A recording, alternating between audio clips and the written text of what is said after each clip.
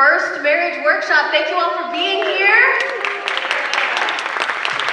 It's going to be a great night. We're excited for all that's going to be shared here. We're going to hear from some experts and professionals about their expertise in the field about things like the love languages and how to speak your spouse's love language, our fighting styles and how to use your fighting style and your spouse's fighting style to have good conflict and conflict resolution, as well as how to love your spouse well and all kinds of things like that, and what the Bible says about marriage and conflict. So we're excited for all that there is tonight, and thank you again for being here. She speaks truly. We are excited to be here. My name is Nico, if I don't know you or you don't know me for whatever reason. This is my wife. She's beautiful. Her name is Sarah. We are the custodios, and we are so excited to be here. Let me just preface this first by saying that although we have known each other for about 17 years now, which is kind of crazy, we are in no way one of those professionals or experts that are going to be speaking today. We have been in love for about 5 years. 6 years for her if you count the one that she was in love with me when we were in middle school, and I had blonde hair and dressed completely different. It was weird. But we've been married for about 4 years now, and we're just grateful to be here. But that's enough about us. We want to hear a little bit more from you all. This is going to be a little bit of a crowd participation thing, so get your phones out and listen to my wife. Yeah, so we have this live poll here. If you take your phone out, open your camera and can scan this QR code. We'll see live the results to all these questions. Everybody get your phone out. This first one is how long have you been married? So we'll give you a minute to get those scanned. If you don't know how to scan a QR code, ask someone around you. I know they'll help you. But I think most of us know how to do this because most menus are QR codes these days, right? So It's true. get these scanned, and we're gonna get ours too. If you can't get the QR code to scan, you can go to slido.com and type in that code. But we're gonna fill this out too. Everybody fill it out. Everybody go for it. Everybody. So Nico and I are in the 3 to 5 years. So you just press it and then make sure you hit send on it. Or in 3 to 5 years, I can see some other people in there. 3 to 5 years, there's more results underneath. There's a not married option, everything. So we're in 3 to 5 years, almost 4, so we're not really considered newlyweds anymore, but everything still feels pretty new. So we don't get the label, but it's still new. I can see some of you are in there with us. Great to see how many 30 plus years are here. That's awesome. Yeah, give it up for those 30 pluses. Yeah, it's amazing. 30 plus years in this culture, this day and age, we're all about marriage and longevity here. So congratulations and good on you for that. Keep it up. It looks like we got mostly 6 to 10 years though. That's interesting. Cool. All right. Well, let's go ahead and go on to the next question, which is, who was the first to say I love you? It was me in our relationship. Woo, look at that. He went out, shot right up. Yeah, it was Nico. He said it after 3 weeks, and that scared me very badly. This is only after knowing you for like 15-something years. So. Yeah, so 3 weeks, it scared me. I let my dad know that scared me, and he said, why? And we're married, so it worked out. It's all good. Good on you, those women, strong, independent women. We can say I love you first. But guys, we will take that dub. We will take that win. Take the wins where we can, right? That's awesome. All right, mostly men, cool. So the next question that we got here is, who started the last fight? And we're not trying to start a fight right now.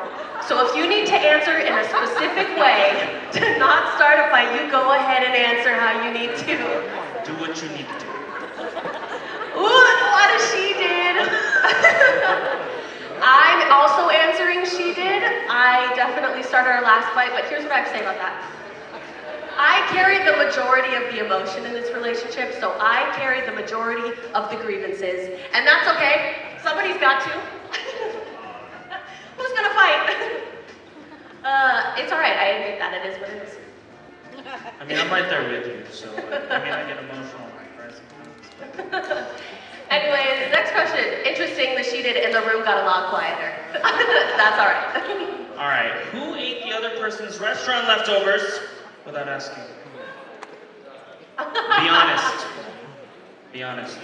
And if this causes conflict, we got materials for you to work through it after. Yeah, we're giving you the tools tonight to be able to work this out in a healthy way on the way home. I gotta say, in our household, this isn't really something that happens because this would be a heinous crime in our household. We love food. We love food, so we honestly wouldn't do I would never do this because I would not want him to do this to me. So. That's true. But he did. I'm not really surprised by this either. Sorry, fellas. We'll take the loss. We got one tonight, guys. Let's go. Next question, let's see. Who's the bigger spender? Remember, we're not trying to start fights here. She is. Okay, I'm really proud of all you. The budget, 21%. We need more of that. If you don't know how to start a budget, we have a great e-group called FPU where you can figure that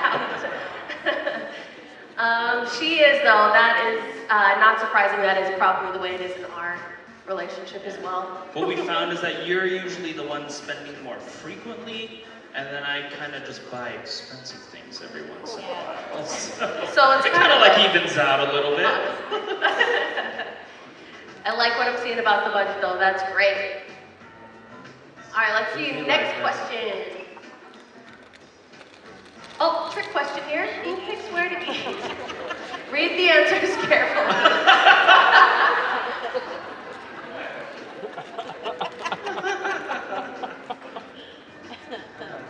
Seems like a... Oh, wow.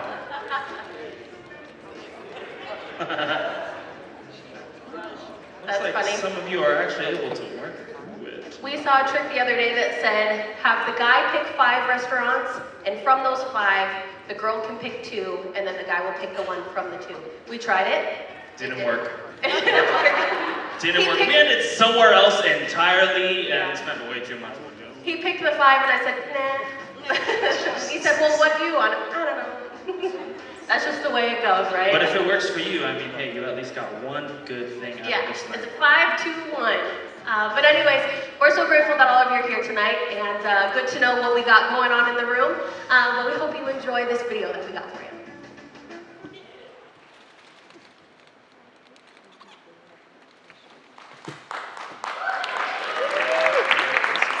There's all this pressure, you know? And sometimes it feels like it's right up on me. And I can just feel it, like literally feel it in my head. And it's relentless. And I don't know if it's gonna stop. I mean, that's the thing that scares me the most, is that I don't know if it's ever gonna stop. Yeah. Well, you do have a nail in your head. It is not about the nail. Are you sure? Because, I mean, I'll bet if we got that out of there. Stop trying to fix it. No, I'm not trying to fix it. I'm just pointing out that maybe the nail is causing. You always do this. You always try to fix things when what I really need is for you to just listen. See, I don't think that is what you need. I think what you need is to get the nail See, you're out. not even listening now. Okay, fine. I will listen. Fine. It's just, sometimes it's like, there's this achy, I don't know what it is. And I'm not sleeping very well at all. And all my sweaters are snagged. I mean, all of them. That sounds really hard. Thanks. Thank you. Ow! Come on. If you would just. Don't. Try to see things my way. Do I have to keep on talking till I can go on? We can work it out. We can work it out. Wasn't that video funny and at the same time tense? It was just like, oh my goodness, we've been there. But welcome to the workshop. I'm Roy Dowdy. I'm one of the pastors here on the team, and we were looking forward to really put something on that we hope will be helpful and hopeful to you in your marriage. So we're going to have some fun tonight and talk about some real cool things that we hope will be beneficial to you, because we want you to have both hope and help for your marriage. And that's just the bottom line. So if we can do that in an awesome way here this evening, we want to do that. And so what I want to do is just start with a word of prayer, and then we'll get rolling tonight. We thank you, God, for your goodness. We thank you for everyone that is here. Dear Lord, you bless us with a wonderful partner for life, and we are so thankful for that.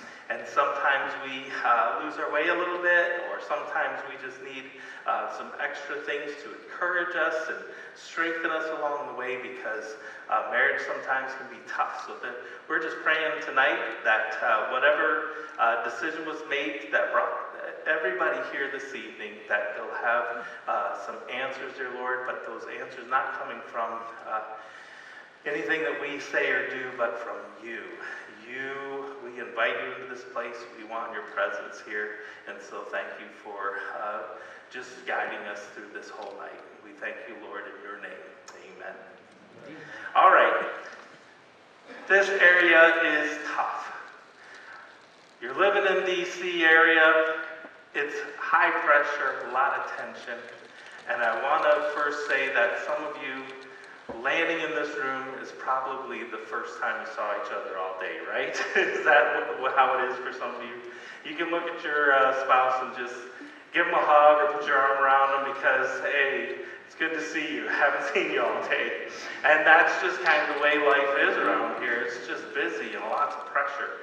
And so there's a lot of things that happen that I know are just external pressures on that marriage of yours. So we want to tell you that we understand that, and we want to be helpful in that and show love and show our kindness to you. We also know that every couple really longs for intimacy, and you long for closeness with that partner for life and that person that's just there for you each and every day. And that is a natural thing because it was created long ago. Back in the Garden of Eden, God placed Adam and Eve together, and he said to be there and to become one. That father and mother, a man will leave his father and mother, cleave to his wife, and the two will become one flesh. And that was born out of that piece of relationship and fellowship that they could have together. So what was happening in the garden was Adam was there, and we don't even know how long, because there's not like a timeline here, but God was looking down, and the passage says that it was not good that he was there alone. So he made that helper. He brought that person into his life. I always like to look at things like that in the Bible in a little bit of a comical way, because I see God looking down from heaven, and it says, it is not good that man is alone.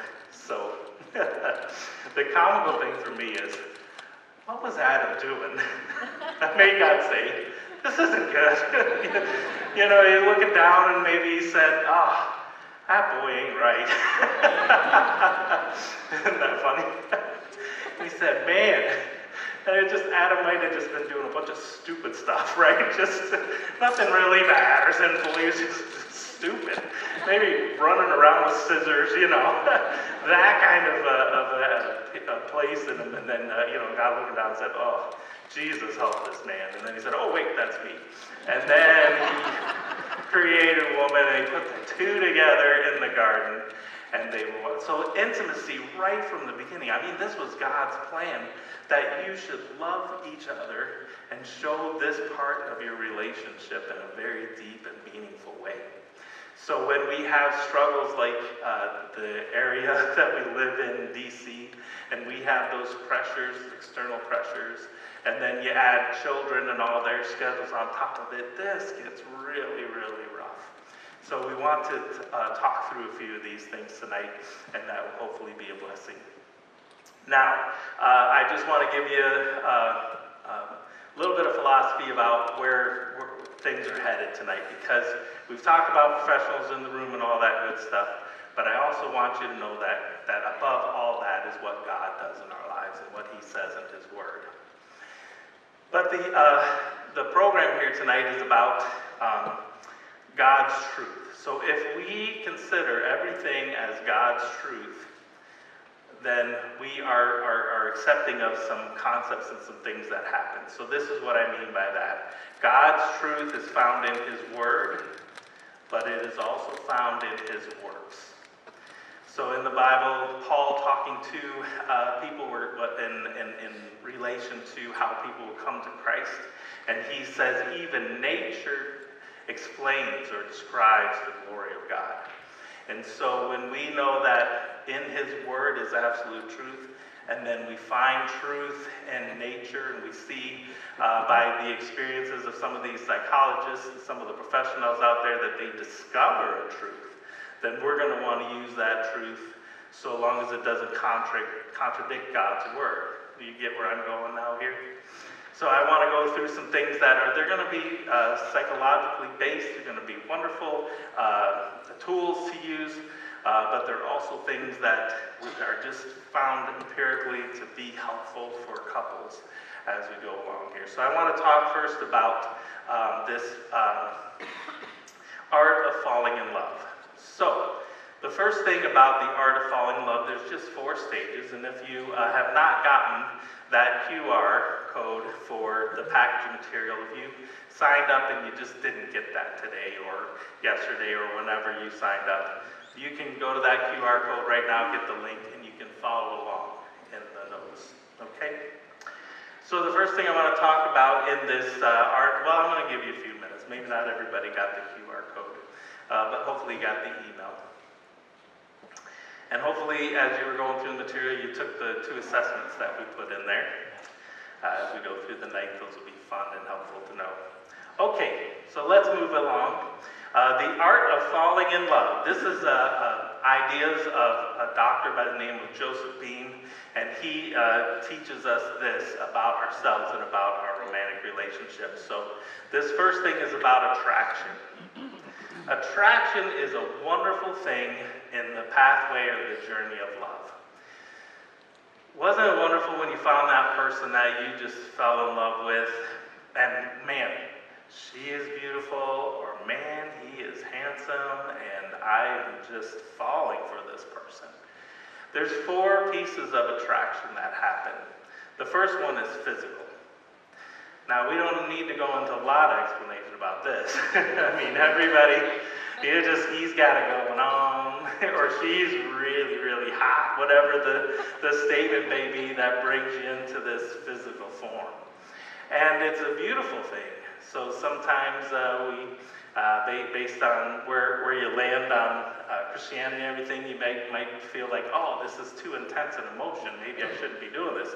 But yes, physical attraction is a big one. You should find that and know that about your partner. The second one is this, intellectual. So a person may be really, really pretty, maybe really, really handsome, but not very, very intellectually stimulating. So I don't know if you've ever dated somebody like that as you were on the path to finding the right person, but that's a tough one. Intellectual attraction is so important to the relationship because it's more glue. It's not just about the loving the beauty and the body of this person, but it's about that intellectual piece. My wife I'm attracted to her very much intellectually because she is one of those ardent learners. She reads books, a lot of books. She talks about a lot of things. She has a lot of interests, and she can talk very well about many things. So I am never at a loss of what to talk about because she will help me with that. And she brings those things on. So now, don't judge me for this, but her intelligence is so big in our family that when my daughters were little, she would want to play Trivia Pursuit. And I was like, okay, I don't like this game, but I'll go with on this. And she would play the regular version, and my girls would play the junior version cards, and I would join them in the junior version cards.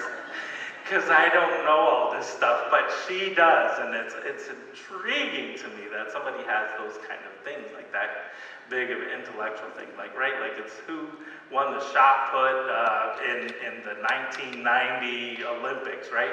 And I was like, nobody knows that. Just give me that card, I'm gonna rip it up, you know. But she would maybe know that, so that's why I'm stimulated by some things about her intellectually. The third thing here about attraction is that emotional attraction. So once you finally come to the place where physical and intellectual are there, that emotional attraction where this person just knows me and loves me and can meet all those needs emotionally for me. And then the last thing is spiritually. That spiritual attraction is so important as well because it's talking about your faith, your walk with the Lord, and the pieces that bring you two together because God has brought you together and because you're both growing in your faith and growing in the Lord. And I would say that if you wanted to have even a better spiritual connection and journey, start serving the Lord together, man. That is an important thing to be able to do. I love serving the Lord with my wife and being able to know that our faith is in action. So there's attraction. Now let's talk about the second phase, which is acceptance. So once you've hit those places where, all right, attraction, we've got all this going on and we've got a good role happening, and now there's the acceptance pieces. Acceptance early on in your relationship is something that just comes easy because you just seem to get each other, right? Do you remember that at that time when you just got each other and it's just like, man, he always seems to know what I need, and she's like, she's always fulfilling the things that I need in my life. All these pieces of the attraction, it's just so wonderful. And then all of a sudden you start hitting roadblocks, and it's like it's natural. We just come from this place of everything is wonderful and we're paying attention to each other like we never have anybody else in our life before, and then we just start to regress a little, right? We just kind of come back to some kind of normal state of how we usually live, and we're starting to surprise each other by who we are. And we just decide, why are you doing this, or why are you saying this, or why are you treating me this way? And you used to be better at this, and now you're messing up, you're all over the place, right? But acceptance, when we take it and we have it, we're rolling well. I mean, this is a wonderful thing. So at this stage, I would say that most people mess up a lot in this area because acceptance is all about these three things. It's about being liked, it's about being loved, and it's about being respected. So true acceptance comes when you are able to do these three things and do them effectively. So intentionally or unintentionally, sometimes we do not show these three things to our partner, and it makes them fearful, untrusting of you, makes them sometimes shut down because all of a sudden your actions or your statements cause me to say I'm not accepted and I'm not safe, and so I don't feel like I'm liked, loved, or respected in any way. And when that happens, it hurts, and it causes tension in your relationship. And you're like, I don't know what's going on here. Are you okay? I'm fine. You get those kind of statements, and those things start to happen. But if we learn, hey, I need to always display myself or give myself such a way that my wife, my husband always feels liked, loved, and respected. There's a great book out right now called, actually it's been out for a while, it's called Love and Respect, and it's a book written by Emerson Eggerichs, and he gives this concept that's out of Ephesians chapter 5, and he uses verse 33 where Paul's telling them about their relationships, that the husband is to love his wife and the wife is to respect her husband. Now, the book has some pieces in it that kind of do some gender role kind of stuff, so the man clearly do the woman in it, so if that's a frustrating piece for you, I want you to kind of just remove those pieces out of your mind and read the book, because the wonderful things about the book is it starts to talk about the cycles we get in and how sometimes we get into what's known as the crazy cycle, where if he's not getting respected, then she's not getting loved, and it goes round and round and round. And it's horrible when we get in those places, isn't it? Do you ever have conflict where it's like, okay, here we go again. You're going to say this, and I'm going to feel this, then I'm going to say this, then you're going to feel this, and you're going to say this, and round it goes. How frustrating. And it all takes place because we haven't accepted each other in some way. And again, whether intentionally or unintentionally, we have caused that person to not feel liked, loved, or respected. So what do we have to do? And you're probably thinking, yes, please just tell me, what do we have to do? I wish I had a magical word for you. But I can tell you this, that it takes being able to accept each other, right? The good things, the bad things, and just giving yourself over to, I accept this person each and every time in my life. There's a great quote by a psychologist by the name of Carl Rogers. And Carl Rogers is known as the person-centered theories about change. And he said this: the curious paradox is that when I accept myself just as I am, then I can change. When we accept others for who they are, they change. And sometimes we just need to look back and say, in this stage, in this art of falling in love, I'm messing up because I don't show acceptance anymore. Something makes me angry, something, makes me sad, and I'm ready to just, roll up my sleeves and say whatever it is or do whatever it is that makes you feel not liked, loved, or respected. Here's the third stage of romantic attraction and love is attachment. So attachment is a wonderful thing because it moves you along from all these pieces about attraction and about acceptance, and now you're attaching yourselves to each other. And this is this is marriage, this is beautiful things that happen. So let's look at the first point here is about respect. And when we have truly respected each other, then there's a place where we come to where some of the little arguments just kind of go away because we respect each other enough to know, I'm not going to do this to you anymore, and I love you so much that this is going to happen. The next thing is about fulfillment. Oh man, the attachment pieces that happen when fulfillment is happening is incredible. How are you fulfilling your partner's needs or your wife or husband's needs because you've given yourself to being fulfilling for them, right? So fulfilling maybe in ways of happiness and joy and peace in each other's life. It's nice to just give yourself peace and many times in your relationship, right? Fulfillment also involves, and I'm just going to say it involves sex. Sexuality is a very big thing about attachment. And I know my daughter is just loving this conversation right now as I'm diving into this one.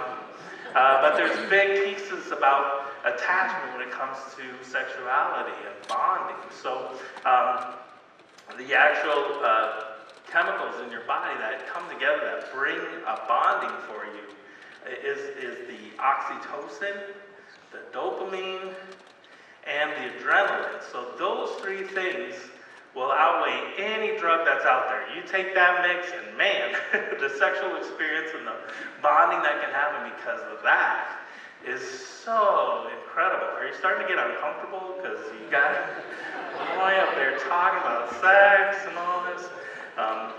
But it's great. It's the bonding pieces that keep you together. And it helps you to not stray. It helps you to not look out there at other things.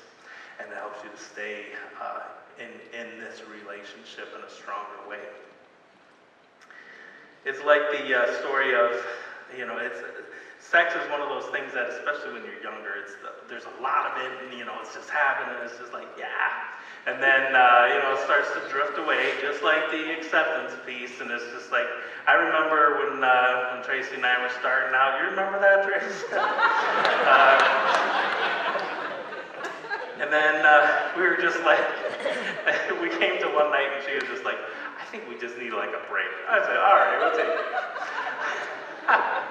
But then, we got to get right back at it because that's good stuff. But we also, it's kind of levels out. The older you get, it's different, right? And so the good thing is that when you've learned acceptance, you kind of just accept that this is going to change. Our bodies are going to change. We're going to get older. Some of the things that we're, really passionate about when we're younger is not as much when we're older. So we just kind of level out some things. But it reminds me of the pastor who once had 3 couples in this little country church that wanted to come and join his church.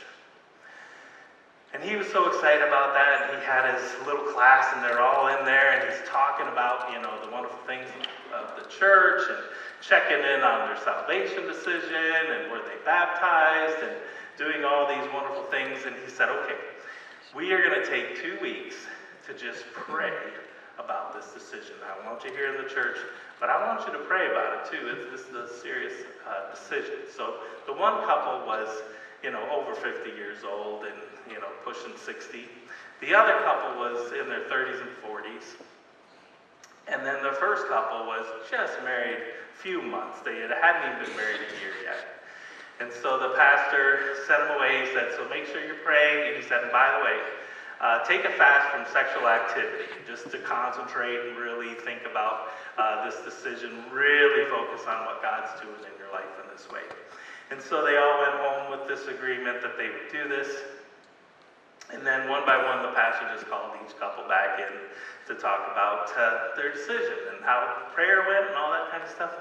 And so the older couple, he talked to them and he said, okay, this is great. You are still making this decision. God's moving you forward this way. He said, all right, now how did the abstaining from sex things go for you? And he said, they just said, oh, pastor, it was, there were times, desires raised up, but, one of us always goes to bed before the other, so, we made it through, no problem. He said, all right, that's great. Well, thank you for all this information. We're glad to welcome you here into the church. And then the middle-aged couple came in, and the pastor went through the same thing. And then he said, well, how did your fast, about sexual activity go? And this is a biblical thing, because the Bible says that you can pray and fast and take a separation, but then they come back together so that Satan doesn't tempt you. That is a big thing. And so this couple said, it was a bit hard. There was some times where I just needed to go out for a run or take a drive, take a cold shower, all kinds of ways that they kind of just managed to make it through these 2 weeks. And then got to the newlyweds. And he had a big grin on his face because he's like, I'm just going to give these people grace. They're so young and in love, and the passion that comes with a new marriage. And so brought them in and asked them the same question about how did it go abstaining from sexuality while you were in this time of prayer. And they both just took their heads down in shame because, they had failed. And the pastor is just smiling because he's like, I'm going to give these guys grace. He said, if they made it 2 or 3 days, that's good. We're going to just accept that. And he said, oh, no. He said, I guess this didn't go well. And they said, no, we have failed, Pastor. And he said, okay. He said, well, tell me what happened. And they said, we're just, and he was kind of grinning the whole time because he's like, I'm giving these guys grace. This is going to be a good deal. And he said, so how many days did you make it? And so the couple looked at each other, and the guy said, after we left here, it was like 10 minutes. And the pastor moved from, being kind of playful with it to kind of shocked, like, what? 10 minutes? Like, we talked about this, right? You remember that?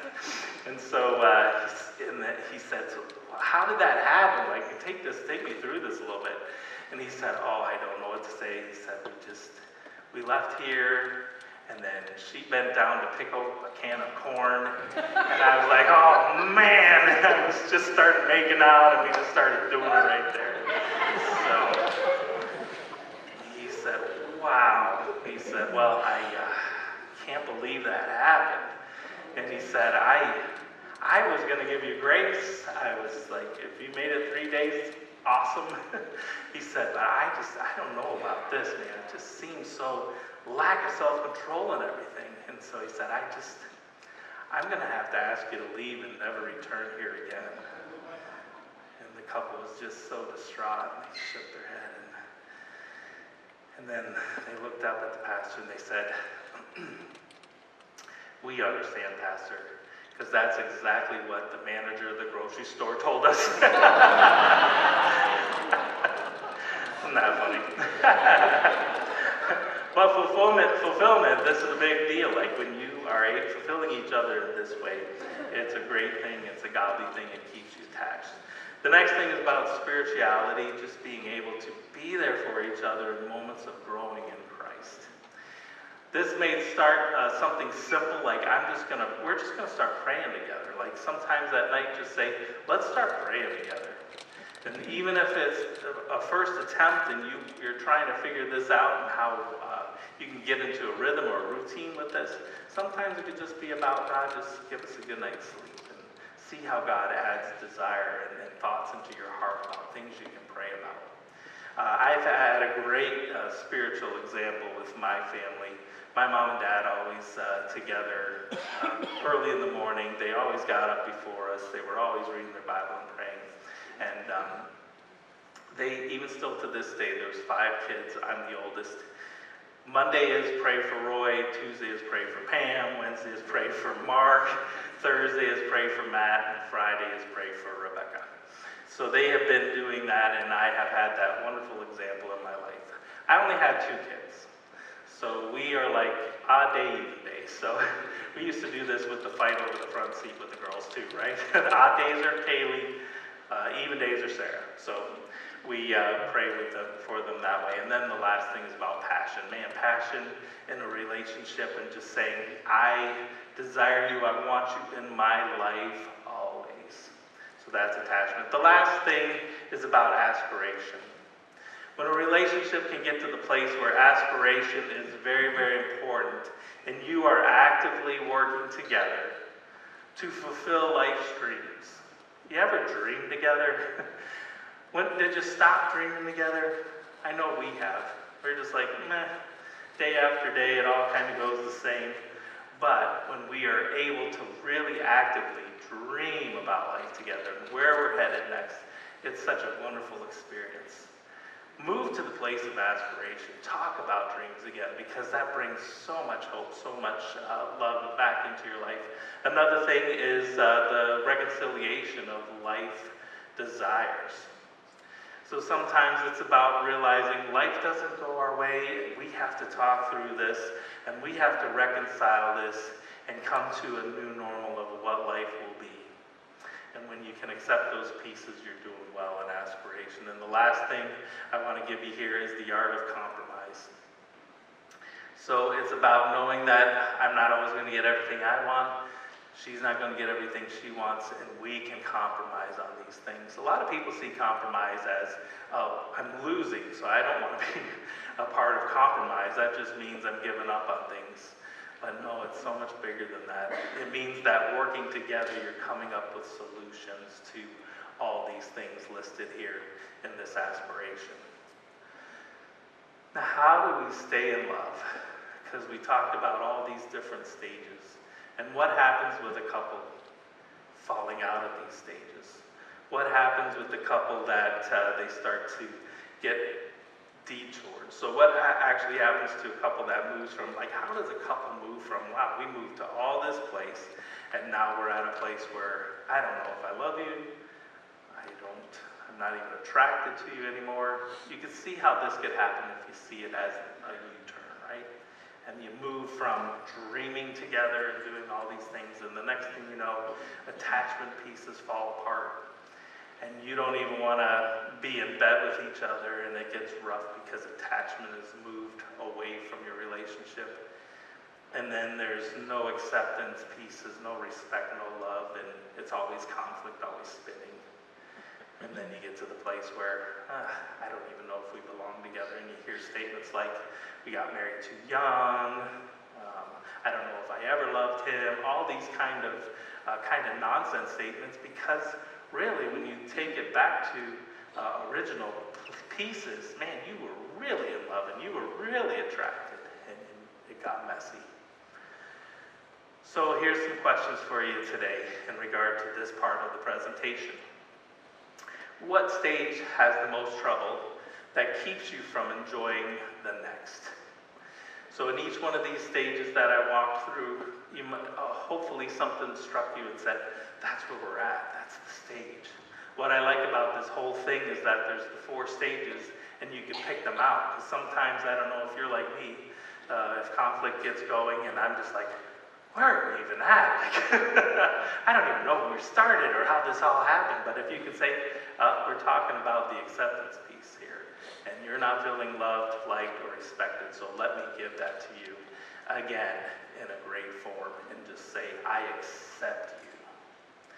And when you find those things out, it's great because it's just like, it's kind of in one of these 4 places that we are messing up. The next question to ask yourself is, have I started the U-turn at any stage and need to stop? I've done that. I've turned back this direction and I just need to stop. Put the brakes on and move back forward because I want this in my life. And the last thing is this. What parts of responsibility will you take to turn back around? It takes that humility. It says, I love this person more than anything in the world, and I am going to take the responsibility for my parts for it. The good thing about this is with this presentation and the notes that you have, maybe it's a good conversation to have after this and be able to say, hey, I'd like to talk about this because this is where I think we're at, where we're hitting the roadblocks. Because we don't want you to have those anymore. We want you to have help and hope. At this time, I'm going to ask a good friend of mine, Frances. Please make Frances welcome as she comes to the stage. Frances is a family and marriage therapist, and she helps on our team here, and so she lifts some of the load around the church here, so I'm thankful to have her. And Frances, take it away. Can you hear me? Mic check. Hey guys, welcome. Everyone doing good? Yeah? Okay, so thank you, Pastor Roy, for that welcome. Like he said, my name is Frances Santa Ana. I currently serve here at Expectation Church as one of our counselors. And so before we get started on the background, I kind of just want to gauge the knowledge in the audience. So before coming and registering for tonight, how many of you had heard of the 5 love languages? Just got to raise your hands. Oh, I like it. All right, so of those who have heard of the 5 love languages, and please don't put them on yet, how many of you could tell me what those 5 love languages are? All right, I see you guys, okay. And so really, the most important question, because we all know ourselves, right? We kind of know how we receive love. But the most important question tonight is, do you know what your partner's love language is? Yes, all right guys. So let me give you a little bit of background, all right? So Dr. Gary Chapman served as a therapist working with couples. And he found an underlying theme when he was talking with his couples. And that theme was, why don't I feel loved? You know, why is it that my husband or my wife, why can't they tell me and why can't they express their love for me? And it's no surprise. We're all different people. We all have different personalities. We all have different backgrounds. So we all receive and we all give love differently. So he was able to bucket these 5 different ways that most people, feel love into 5 different things that he called the 5 love languages, right? So he identified words of affirmation, quality time, I'm trying to see here, acts of service, physical touch, and gifts. So what does that really mean? All right. So if your spouse, if their love language is words of affirmation, that means they feel the most love from you when they get unsolicited compliments. or words of encouragement from you. For example, your husband's getting ready to go to work, he wears a suit, he comes down the stairs, and you're like, wow, babe, you look fine, right? Like, unsolicited, he just looks really good in a suit, all right? Or your wife, she's preparing to talk to people about about love languages in front of a stage, and you're like, honey, you got this. You've got this, you're gonna be great, it's gonna be amazing. Words of affirmation. Now, if your spouse's love language is quality time, they feel the most love from you when you give them your undivided, undistracted attention. So, show of hands, if you're sitting next to your spouse and you're both scrolling on your phones, do you think that's undivided quality time? No. I hope no one thinks that's quality time. So really, it's, are you engaged? Are you present in that moment? Right? Are you talking to them? Are you not distracted by your phone or the TV in the background or music or kids running around? Are you talking? Are you engaged in that activity? Right? Your spouse will feel the most loved when you're present in that moment with them. All right, so next one, acts of service. If your spouse's love language is acts of service, that's when your actions speak louder than your words. For example, you have a long day at work, you're running around, you're unable to talk to your spouse, and you come home late. You come home, and the kitchen's clean, and dinner's made, and the kids were able to get to all of their activities. And you know what? You're probably gonna feel loved because you didn't have to do any of that. You didn't even have to speak to your spouse. They literally just took care of everything for you, and that is when you feel the most love. Now, if your spouse's love language is physical touch, I don't even know if I have to explain that, right? Because if their love language is physical touch, that means they just want to be near you. Kissing, holding hands, back rubs, feet rubs, right? Anything that just so that you are close to one another, that's how they feel the most love. Now, if your spouse's love language is gifts, good luck. No, but seriously, it can get expensive, but it doesn't need to be, right? As long as you're giving them something from your heart, homemade, store-bought, that you thought about them, and you're like, honey, I saw this, I thought you would love it, and they're like, oh my God, you do love me, right? So that is how your spouse feels loved. Now, why is it a good idea for us to know what our spouse's love language is? Well, I'm going to give you 3 reasons. The first reason is because you want to be able to communicate with your spouse that you love them in a way that they hear you, right? There's nothing more frustrating than for a spouse to be like, man, I tell him all the time. I tell him that I love him, I do all these things for him, and he's just like, I just want to hang out with you, right? Or it's really easy for us to be in the habit of, okay, babe, I'm running out the door, I love you, bye. Or let me send you a memoji, love you, bye. Right? We get in the habit of saying it, but there isn't a lot of meaning, like there isn't a lot of feeling, there isn't a lot of effort in that, right? So when we understand how our spouse receives your love, we can then go into what I call number 2, the second reason why you should know, is we can continue to put deposits into our relationship. Now, how many of you guys have heard of the concept of like the love bank? Okay, so let's back up a little bit. How many of you guys have bank accounts? I bet everybody in here has a bank account. All right, so the concept is the same, right? The more deposits that you make into the bank account, the bigger your bank account gets, right? The richer you are. But for the love language, or with the love bank, you're actually depositing positive,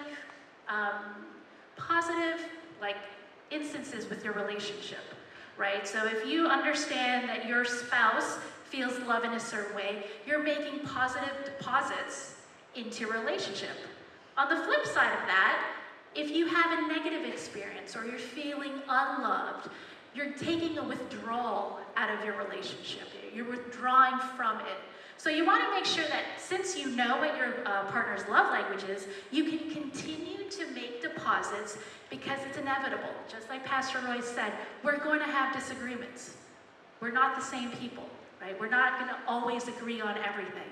So we're gonna end up making withdrawals from our relationship. So we wanna make sure that we continue to deposit positively into our relationships. Now, the third reason why it's good to know what your partner's love language is, because, like Pastor Roy said, we will get into arguments. And it's really easy to love your partner when everything is good. When the sun is shining, when the birds are chirping, when the doves are flying, all that stuff, all that great stuff. It's really easy to love your partner when your relationship is good. It's a lot more challenging to love your partner when it's bad, right? In fact, it's probably easier to show your partner that you don't love them when you're in an argument. For example, if your partner's love language is physical touch, and you get in an argument, are you gonna wanna hold that person's hand? Are you gonna wanna cuddle with them on the couch and watch Netflix? Probably not, right? In fact, you're probably gonna do the opposite. I'm leaving. Or I don't wanna touch you, I'm gonna be over here, you sleep over there, right? It's really easy to show your partner that you don't love them when you're in an argument. But if you know what your partner's love language is, and you are intentional in expressing like, hey babe, you know what? We're in an argument right now, but I love you. I know your love language is physical touch. I'm gonna hold your hand while we talk out this argument. I'm going to engage with you with my eyes, and I'm gonna sit right next to you, and we're gonna get through this, right? So those are the 3 reasons why you should know what your partner's love language is. Did everyone take the quiz? Yes? Okay, because now we're gonna play a fun little game. So, you guys signed up for a marriage workshop, and we're gonna play a game, and games are way more fun when you get a prize. Okay, so there are prizes, and that since you registered for a marriage workshop, your teammate has been chosen for you. It's your partner. Okay? And so what we're gonna do is I'm gonna ask you a question, and you and your partner are going to give a response, and you are gonna win a fabulous prize. All right? And so let me give you a little bit of background on this fabulous prize. So one of the homework assignments that I give my couples is to go out on a date. Go out on a date, have fun, get to know each other again, right? And so the only 2 restrictions that I give them when they're on their date is that you cannot talk about your kids and you cannot talk about work. That's it. And more often than not, the feedback that I receive is, we didn't know what to talk about. That's all we talk about for X number of years. So what do we talk about? Well, here's your solution, all right? Today's winners will get a conversation starter pack for couples by Dr. Gary Chapman. All right? Okay, so this fine specimen of a man in the corner right here is my husband. And since, yes, let's give him a round of applause. And since my love language is acts of service, he has agreed to help me tonight with my presentation. So we're just gonna go ahead and get started, all right? So, who here's spouse? So you gotta know what your spouse's love language is. Who here has a spouse whose love language is words of affirmation? Wes, pick anybody.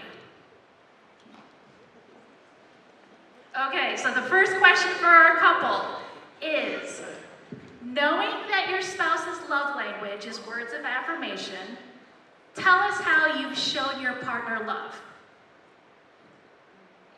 Tell him that I love him. That's good. If you guys didn't hear her, she said she tells him that you love him. Make sure he drives safely. Oh, I like it. And she cares about you when you drive. All right, so the second part of this question now, it's a team event, right? So you guys can come up with the answer together. How can you continue to show him love through an argument? You can help, sir. You can help her too. You can give her advice.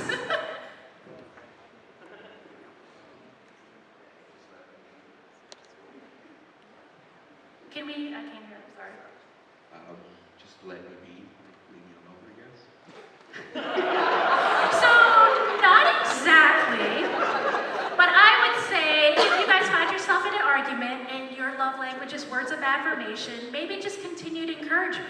Right, honey, we're going through a really hard time right now, but I love you, and we're gonna work this out. You mean the world to me, just to continue to pour love into you.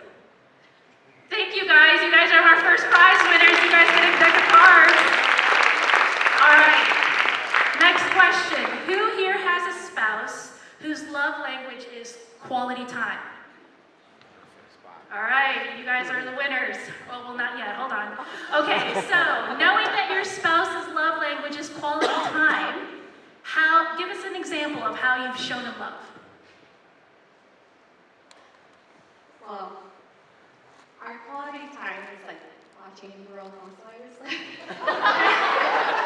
So he'll get into it with me. Okay. So we spend our nighttime like watching either Love is Blind or Real Housewives. Okay, I like it.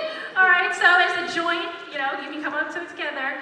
How can you continue to show quality time, like love, through quality time when you're in an argument? It's really hard.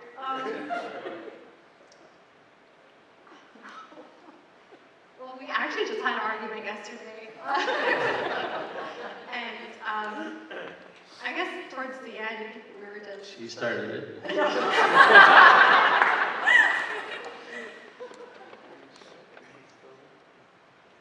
I mean, we're here today, so it's like... And you know what? I like it. That's good. Thank you guys. Appreciate you. All right. Who here has a spouse whose love language is acts of service? All right. Wes is running. He's running. Pick a couple. All right. So for you guys know, see how the game is going now, right? All right, so knowing that your spouse's love language is acts of service, how have you shown your spouse love?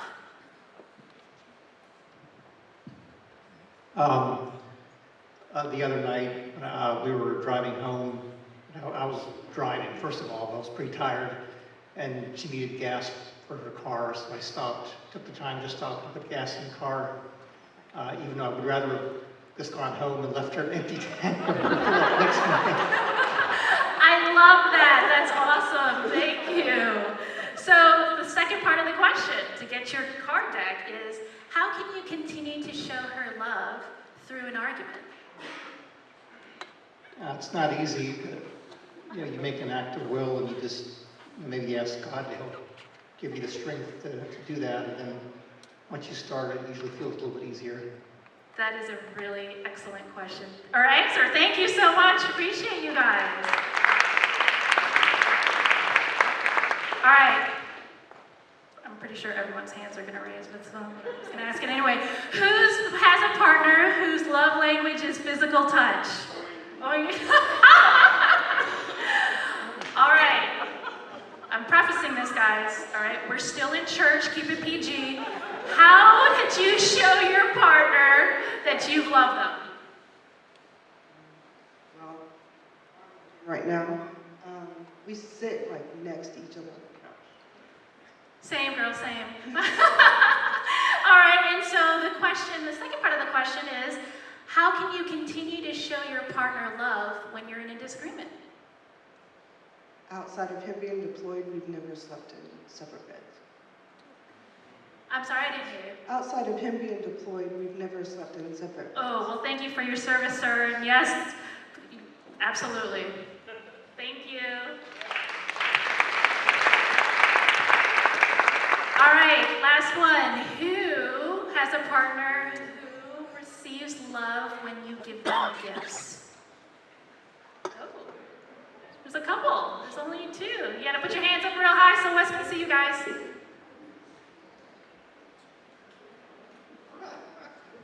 All right, so please tell me, how do you show your partner love?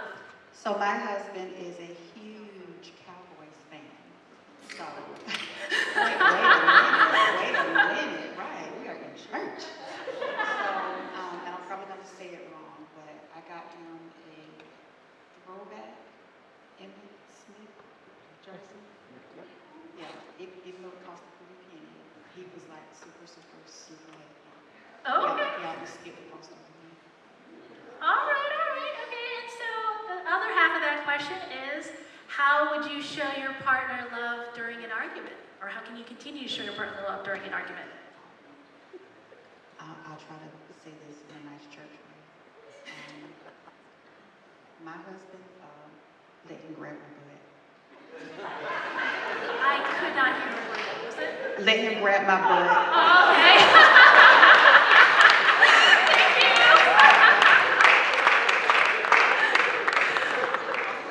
Well, you know what? And actually, so I have one more deck. And actually, I recall Pastor Roy on Sundays saying it was a little odd that there were 6 fight languages, but there were only 5 love languages. So I think I have the answer, Pastor Roy. Okay, so bear with me. Who here has a partner whose love language is food? Oh, right here. All right, I see you guys. So my question to you is, how have you shown your partner that you love them?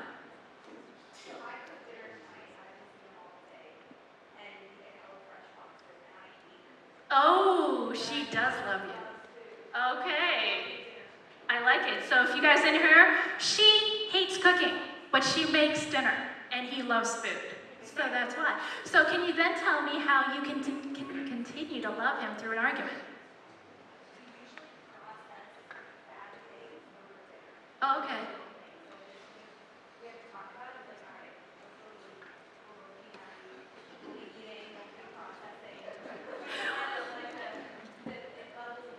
That's Switzerland. Okay, so if you didn't hear it, thank you so much for your response. Food is their Switzerland. They get to be calm over their discussions with food.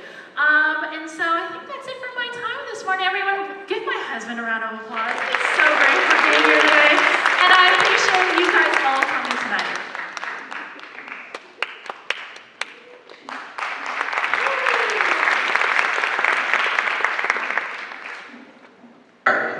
So we got in a fight over the phrase "one fell swoop," just over this saying. And if you're a newlywed, you're like, well, that doesn't make sense. You're right, it doesn't. This is a double-digit married fight. This is when you've already done all the dish fighting or the putting your clothes away fighting. This is when they're trying to mentally break you. They got you almost how they want you, and this is the one that sends it over the edge. So my wife, she wanted to go visit her parents one weekend, and her parents are divorced, and which has been hardest on me, to be honest. That's something people don't talk about, you know? You marry into divorce. I mean, they divorced because of her, not me, so why do I have to go to 50 different houses?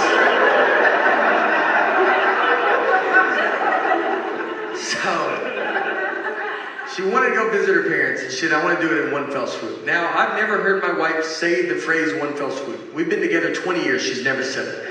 And it felt like someone that day told her, hey, you should start using "one fell swoop" more. And she goes, I'm about to call my husband, and goes, perfect, use it 40 to 50 times on the other one. So she calls me and she goes, I want to go visit my parents, and I want to do it in one fell swoop. And I go, all right, let's do it in one fell swoop. She goes, I want to do it in one fell swoop. I go, let's do it in one fell swoop, you know? Let's swoop it up, I'm down. And she kept saying it, one fell swoop, one fell swoop. I mean, over and over again. And then when she went to describe this one fell swoop trip, she goes, we'll go to my mom's, come home, then go to my dad's. And so I just like waited, and she didn't say anything, and I just go, that's not what one fell swoop means. And instead of possibly just being wrong, she goes, I know what one fell swoop means. I go, yeah, it doesn't sound like you do, all right? And we have the same last name. I can't have you out there in a one fell swoop conversation. What do you think 2 birds, 1 stone mean? Let's just go through them all. I don't know if you know any of this. She hangs up on me. So I get home, and you know when you walk home and you've been in a fight, and you're like, all right, how long is this fight? Is it happening still? Is it over? I don't know. I gotta fill it out, you know? She never uses words like sorry. I'd love to hear that. That's a word she definitely doesn't know what it means. And I say it all the time. I walk around the house with just a sack of sorries, just handing them out all day. I try to give her some, like, would you like to carry some of these? She's like, I don't have pockets, so I'm good. We didn't talk that whole night. I mean, we're just sitting there, our daughters, like, we're watching TV, eating, and I'm like, hey, you know your mom's crazy, right? And then she's like, did you do your homework, or you don't be dumb like your dad? And then your daughter's just like, yeah, I'm lunatics. So I'm laying on the couch, and my wife just came over and she kisses me goodnight, and then she went to bed. And that was it, you know? That was like, I felt like it was her sorry, I guess. But she didn't say it. And so I was like laid there, and I'm just thinking about it. And you think about it a lot, because you're like, all right, because you learn the longer you get married, sometimes it's like, just let stuff go, you know, who cares? And the next morning I get up, and I kind of still want to talk about it, because we didn't talk all night, you know? So I went into her, I was like, look, I gotta tell you, I mean, it's just not what it means, you know? That got it going real good. And I felt so good about this argument, you know? I thought about it all night. I was like, you got this one in the bag, man. You should bring it back up. I'm not trying to date her anymore. I like to win a fight. We're gonna die together. I almost woke her up in her sleep. That's how much I was so excited. I almost just started shaking her going, it's not what it means. Our marriage almost ended in one fell swoop, so.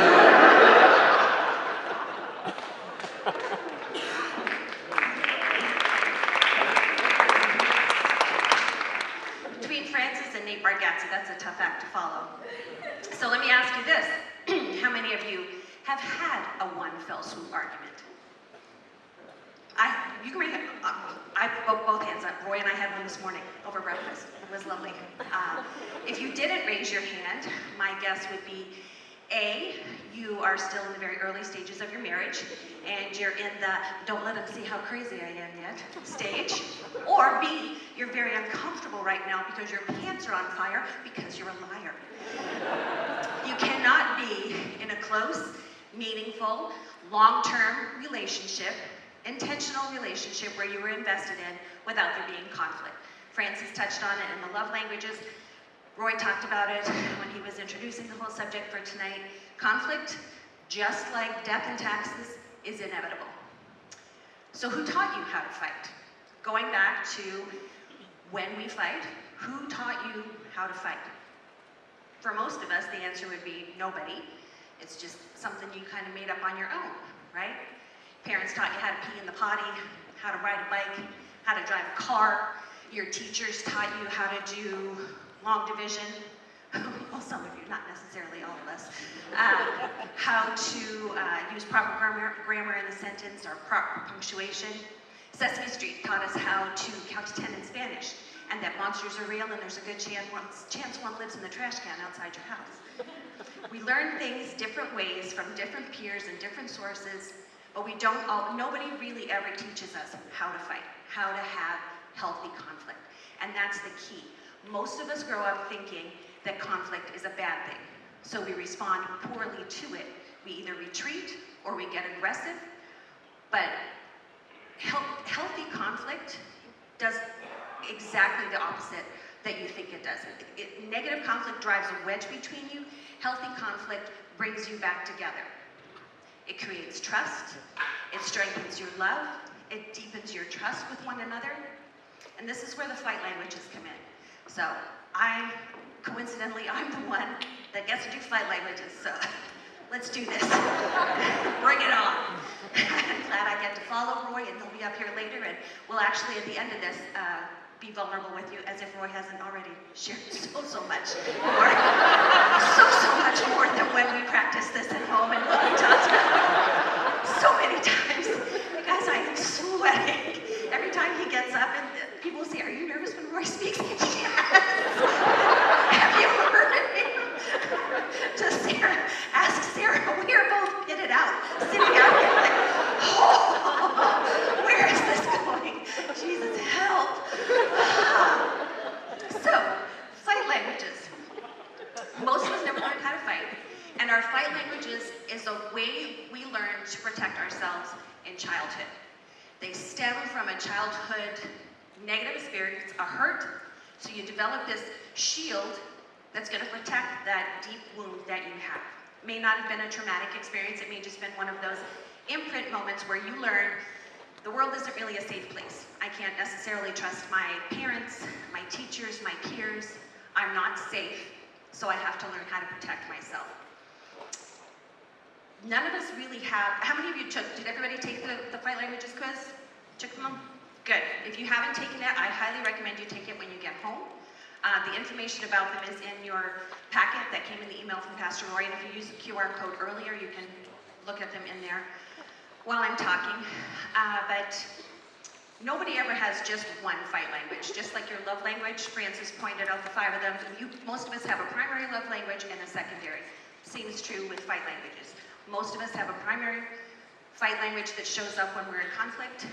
We have a secondary one. Some people even have a third, because those shields are in place to protect that wound. And if somebody breaches that first shield, then we're pretty careful to have a second one in place just in case. And some of us, depending on the life that we've lived and how much trauma we've experienced, may have 3 or 4. Maybe you've got all 6 of them on some degree. Each language has productive and protective traits. So no fight language is better than another. Don't feel like you won because you got the general or the thespian or the attorney. There is no better or worse. All of them have productive and protective traits. The protective traits are the way we show up in a negative way in an argument. If you're the general, you come in and you're going to be a bully. You're just going to run right over everything, and this is the way it's going to be, and you bring a knife or a gun to a knife fight. Maybe you're the thespian, and so you're going to make everything big and dramatic, and it's all about me, and you don't understand, and you use emotions and feelings, and you just are very sad, and that's how you get your way, and you manipulate the conversation by becoming the thespian, because that's how you learn that you have to protect yourself. And all 6 of those languages are rooted in 3 common fears. Whatever the argument is, whatever the conflict is, whatever it all comes down, pardon me, to one of 3 common fears. First of all, I don't matter. If you grow up in a home with a very authoritarian parent, where nothing you said ever mattered, you were never able to defend yourself, you weren't ever able to give your side of the story, it was my way or the highway, then you probably grew up starting to believe that you were unloved, maybe unseen, and that you weren't safe. So in order to protect yourself, that's where that fight language stemmed from. Maybe you grew up in a home that was violent, emotionally or physically. So you learned that I'm not safe. So you developed a fight language to protect you, either emotionally and physically, or any combination of emotionally, physically, spiritually, all of it. So you developed this fight language to protect yourself from that common fear. And then the last one is, I can't do anything right. If you grew up in a home with a parent or siblings that told you that you're stupid, that you always mess things up, everything is your fault, I wish I never had you, I should never have gotten pregnant in the first place, you mess everything up, you ruined my life, you ruined my body, then you start to believe the shame and the low self-worth. You start to internalize that. So before anybody ever gets that, that's where those shields come in again. So when you went through the test and you examined and when you found out what your love language is, I want you to just ask yourself, is the way I'm showing up in conflict working for me? Or is it just a tired old habit? Are you leaning into your productive traits in your fight language? Or are you just leaning into those really unhealthy protective traits? And once you know what your your fight language is, much like Francis talked about with the love languages, once you know what your language is, your fight language is, you can lean more into those protective traits, or productive traits rather, and really learn how to engage in conflict in a healthy way. And in the packet that Pastor Roy sent you, there's a whole outline that breaks down all the fight languages, tells you your protective traits, your common productive traits. Now, you're never going to have all of them. So, for example, let's talk about the general. So if any of you identified as the general, you're going to have a whole list of protective traits on one side, productive on the other side. You're not going to have all of them because we are all uniquely made, uniquely created, depending on your life experiences, depending on the home that you grew up in. You're not going to have all of them. But when you read through it, you're going to realize and start recognizing maybe like, ooh, that's uncomfortably familiar, or yeah, I am really good at that when there's an argument or when there's a fight.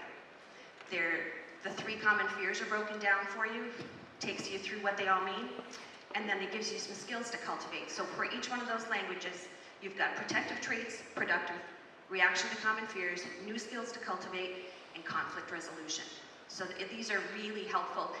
I think there's more out there on the love languages because they've been around longer. The fight languages are newer, so there's not as much out there, but this little quick guide will really help you unpack them. So let's talk about the general. General shows up, and the general is the aggressor. Not afraid of conflict.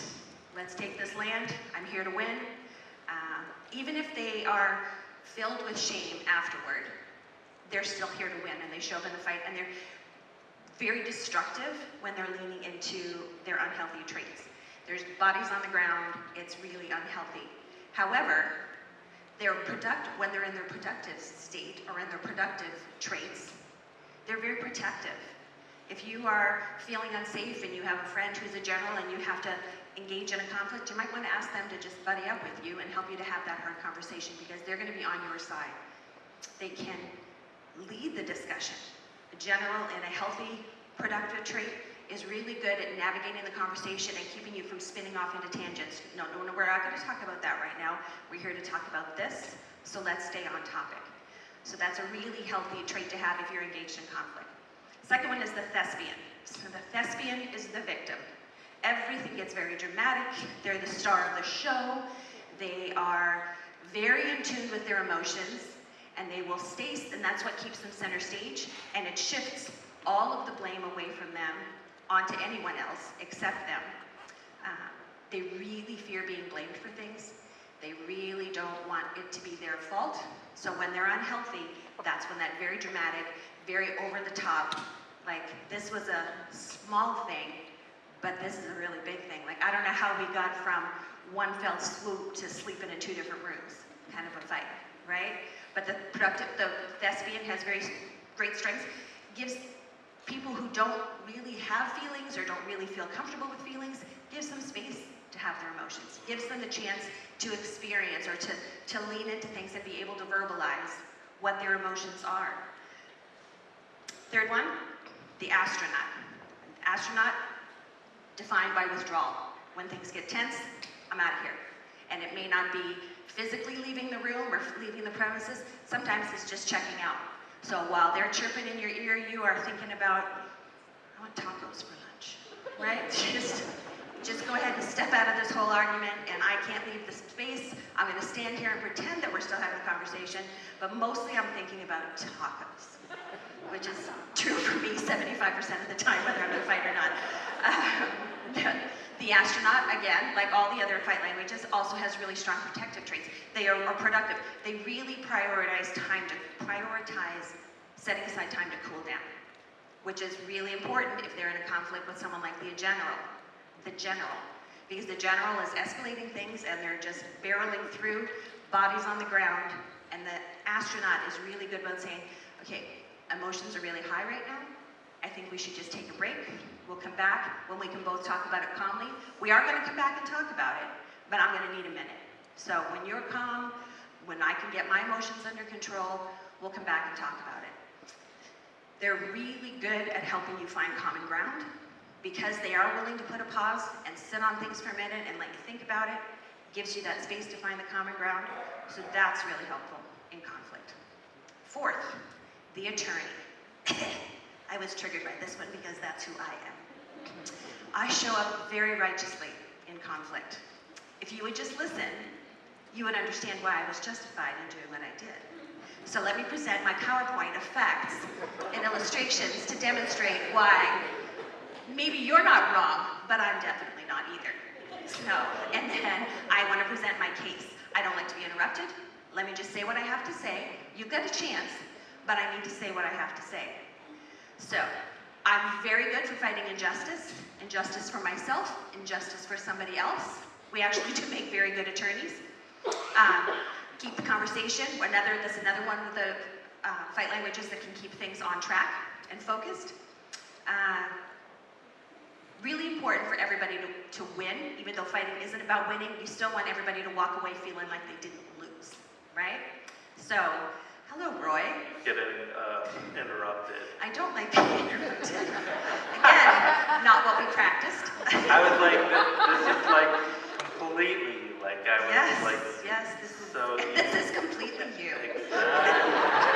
Here we are, making things up in front of God and everybody. Yeah, but this is Welcome, who friends. Tracy is when we're in conflict. I mean, she's definitely got our list. I mean, I'm not winning because I'm always, I've got to rebuttal somehow, and it takes me time to get there. So I have to put my facts and everything in order. So it's frustrating. Yes. You frustrate me.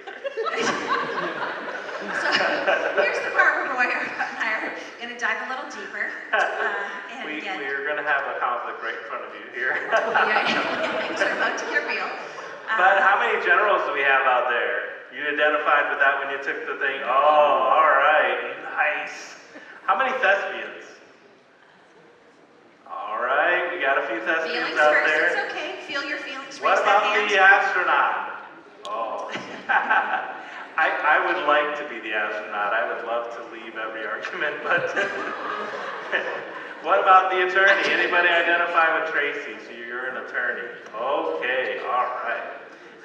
So Tracy mentioned earlier we Who's had the mechanic? Where are the mechanics in the room? That's Roy. that is Roy's the mechanic. definitely the mechanic. Yep. Yep. So That's Roy the magician. Any magicians? God love you. I'm part magician. Yes. The really fun parts. The lame parts. But it's really good because the things that happens then in our argument, like you mentioned this morning, our conflict.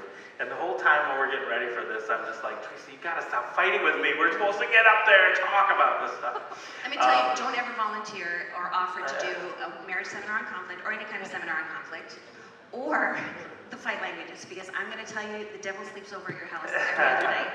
Because we have had more, are you kidding me, kind of moments, and one fell swoop arguments. Sarah yesterday in the office was like, are you, seriously, right now? This is, okay.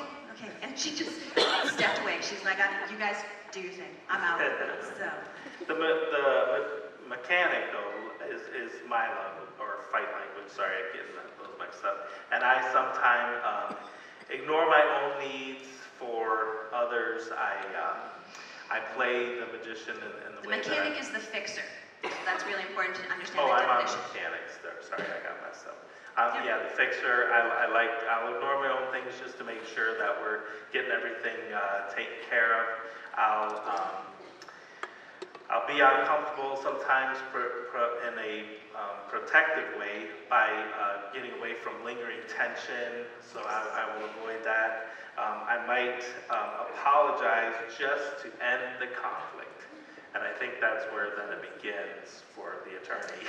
So it's like, you are just saying this to shut me up, and I'm like, I'm not the defense attorney anymore. Now all of a sudden I'm the prosecution.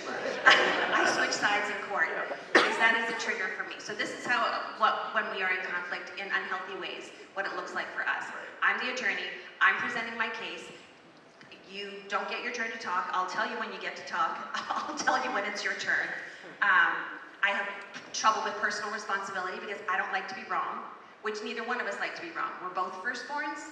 We're used to being in charge of things. We're used to taking care of things. Neither one of us likes to be wrong.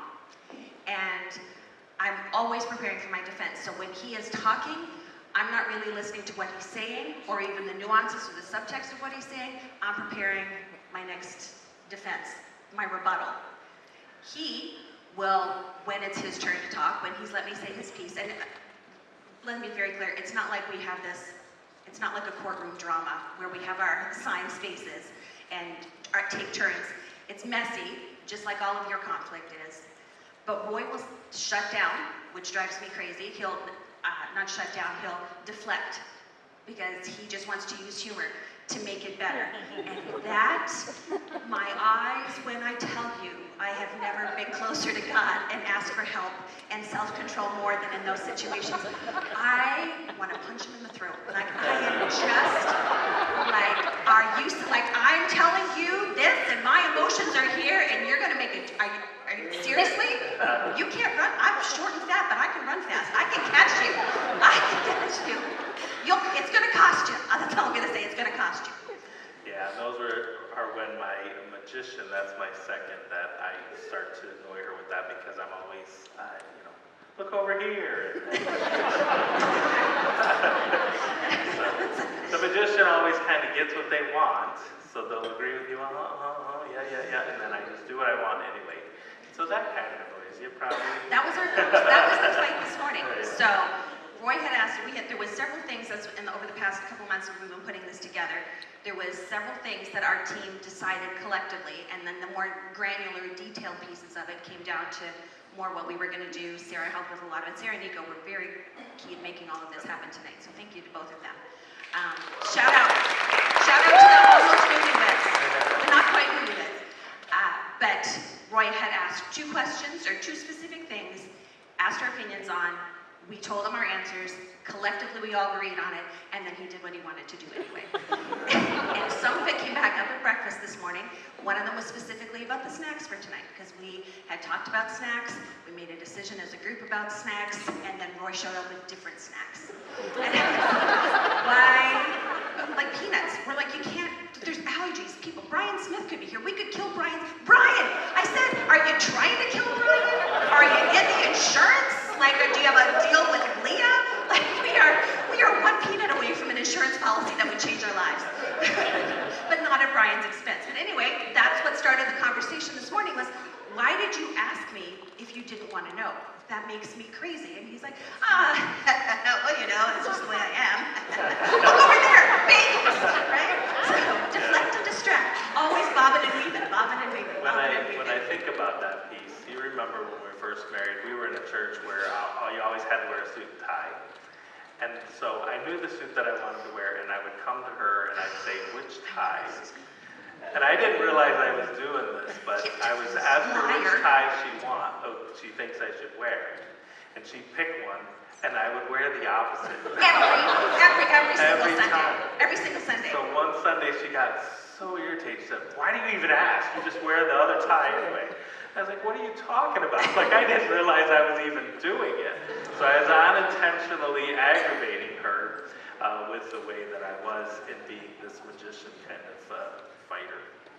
Another conflict, trigger we learned for conflict early in our marriage is my love language is quality time. That is my primary, quality time and acts of service are almost parallel for me. Those are my 2 favorite things. Don't get me wrong, I like a nice gift. I do like to be encouraged. Words of affirmation are nice. What am I missing, Francis? Touch, physical touch. Yeah. I score so low on physical touch, guys. She scored a 0 once. A 0. Like, how do you Maybe get take a it again. 0? Like, that's like I'm the clinical anomaly. It's just not my thing, guys. But his is first. Physical touch is first to him. So that's been super fun with conflict. But quality time is my primary love language. And when we were first married, Roy was still in seminary. I was working. He was working a rural mail route. Our lives were chaotic. We hardly saw each other until the end of the day. He left at 4 in the morning sometimes to do the route, to get to school, come back, go to work. So a lot of times we didn't get to see each other until 8, 9 o'clock at night, getting in bed. And there was a particular night that I had a really rough day, and I was trying to unpack it all, and I'm telling my best friend, and then I hear, are you asleep? No, I'm good. I'm like, you were sleeping. I was telling you this really important thing, like something that was very big to me, and the audacity, the disrespect to fall asleep on me. No, never mind. He's been up since 4, has been crossed the border back and forth between Canada and the US twice in the day. But no, I have to tell him about my traumatic day in a classroom, whatever. So his response was to turn the little lamp on that we had over our bed and say, you got 3 minutes to wrap it up. I'm not kidding. That was his answer. You got 3 minutes to wrap it up, and then I'm out.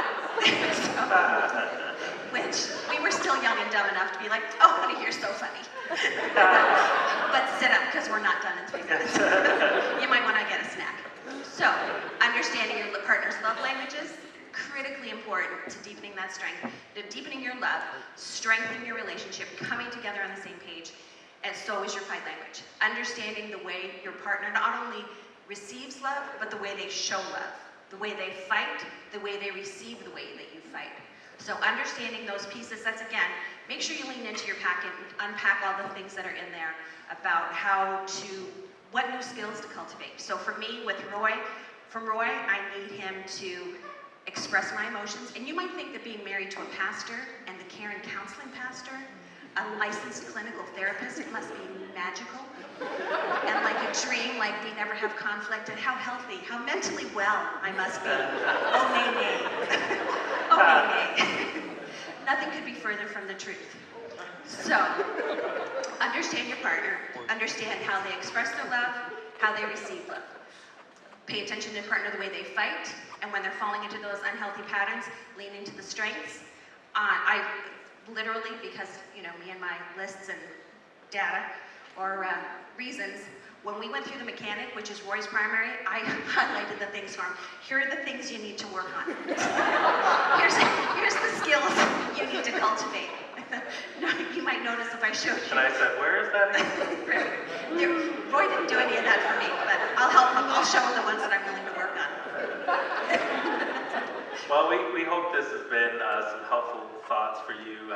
I thought the fight languages were just a lot of fun. And so if you can see it and enjoy and appreciate each other's fight language, and then really lean into those productive ones, you're going to do well through some conflicts, because conflicts happen. There's just no way around it. There is a therapist out there in California. His name is John Gottman. And he has the Institute of John Gottman, and it's all wonderful things about marriages and how you can get help and healing, things like that. So those are all in your resource packets. But this guy does a lot of research about love, and he calls his research the Love Lab. So there's a bunch of stuff that he has online that's worth looking at and finding things out. So one of the things he tells us is that conflict is an inevitable thing.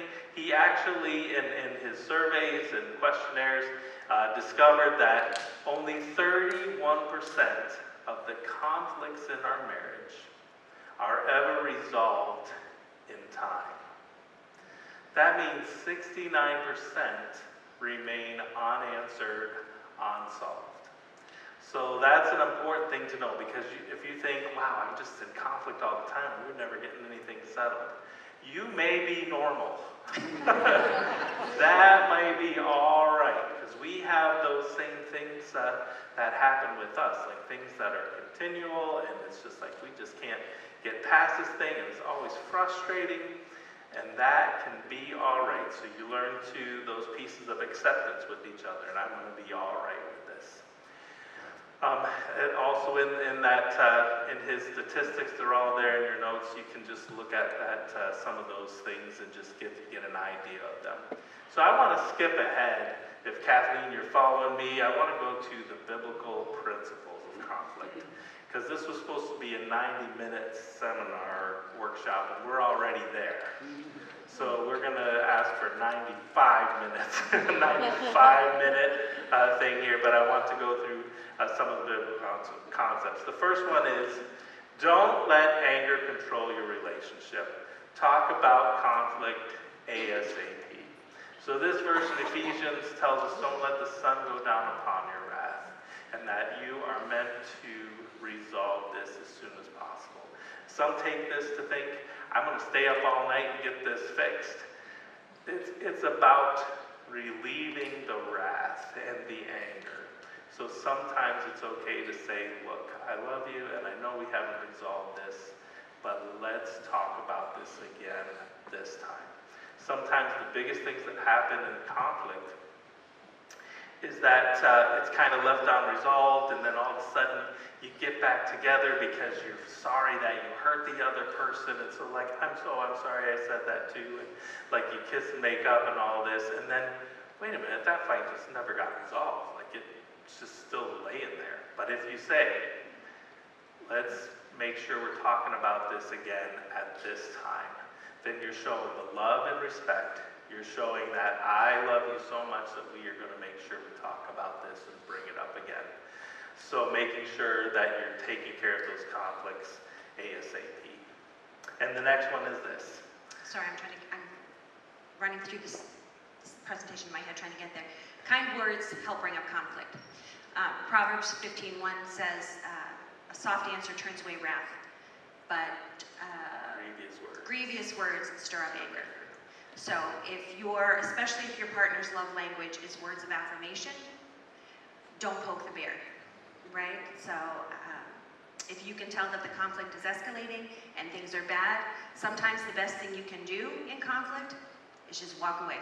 Just take a break, like Pastor Roy said, just maybe take a breath, but make sure, be intentional about we're coming back to it. Soften your tone, don't match tone for tone. If your partner is up here, don't meet him up there. That's hard to do. If they're using really strong words, you may be tempted to jump in with those same words. Don't do it, because it won't end well. Soft words, prayerful words, interrupt it with, you know what, validate their feelings. I'm really sorry. I can tell that what's happening right now is really hurtful for you. We're not in a good place, so let's take a break. The next one is this. We can't fight over every single issue, so we need to pick our battles. Romans 12:19 just says this, as much as lies within you, live peaceably with all men.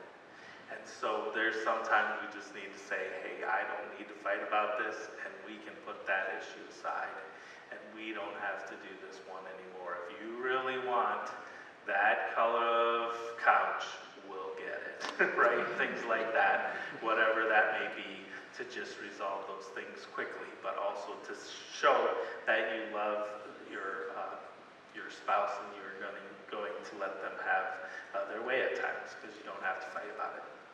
The next one is this. We need to figure out we need to figure out our part of the problem. And for me, as the attorney in my fight language, that's hard sometimes to admit that A, I was wrong, and B, own my mistake or own my part in it. I'm sorry, not only for what I did, what I said, I'm sorry that I escalated the problem or the argument to this place. Own your part in it. Owning your part in it hurts your pride, but pride is wicked anyway, right? That's the only thing that's going to be wounded when you admit your part in the problem. Own it. Just own it. That will cause your partner to have so much more respect for you than if you just sit in that stony, nope, couldn't possibly have been me. Like when you have kids and they've got Oreos all on their teeth, did you eat a cookie? Absolutely not. And there's just black teeth staring back at you, right? Yeah. Did you touch the cat with your dirty hands? Nope. And the cat's fur is all stuck together on one side. No, it wasn't me. Own it. Don't be a baby about it.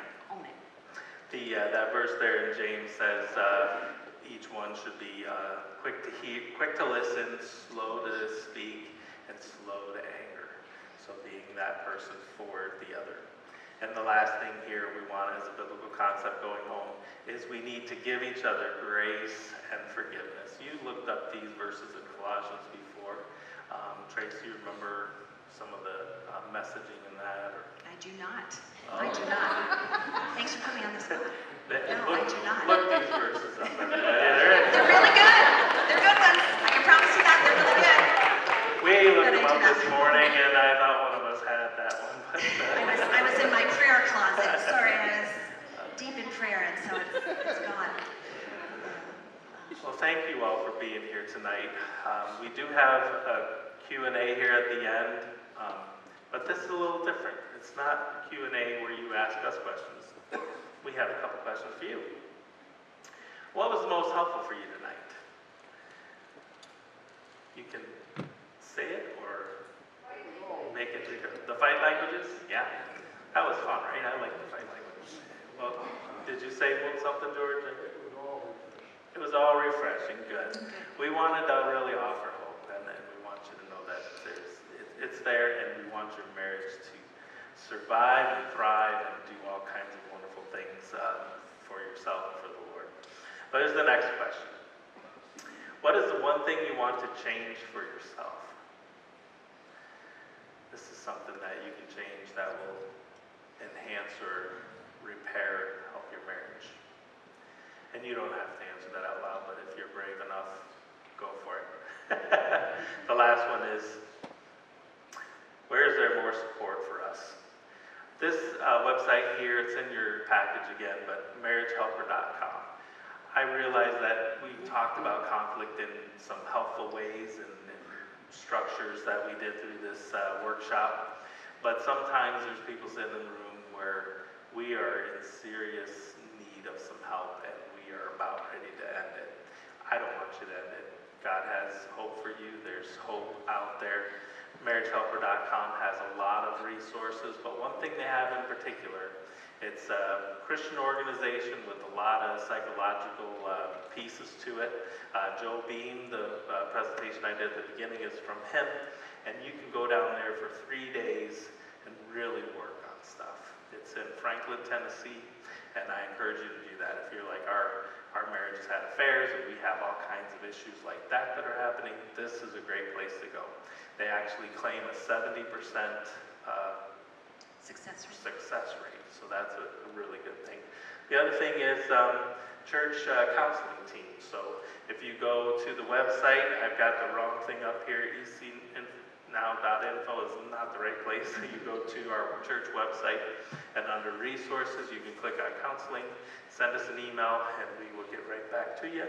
And then there's couples e-groups. So we are in the fall strategically planning some couples groups. So look for those. It's a good place to go and just kind of talk through things, go through materials together.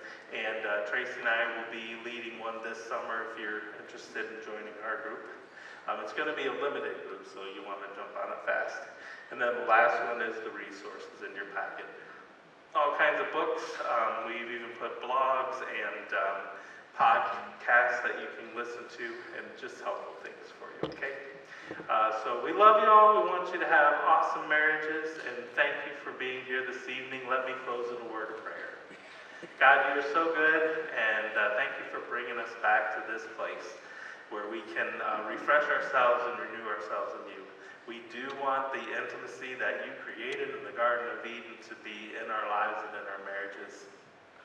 Help us use some of these tools we've talked about tonight to keep growing and developing that, because each one in their own way wants to be closer to the other, and they might be off the track a little bit, but you can put them back on the path to love. And so we want that for each and every person here. And thank you, dear Lord, for all the good things you've done. In your name we pray. Amen. Good. All right, thank you, everyone. A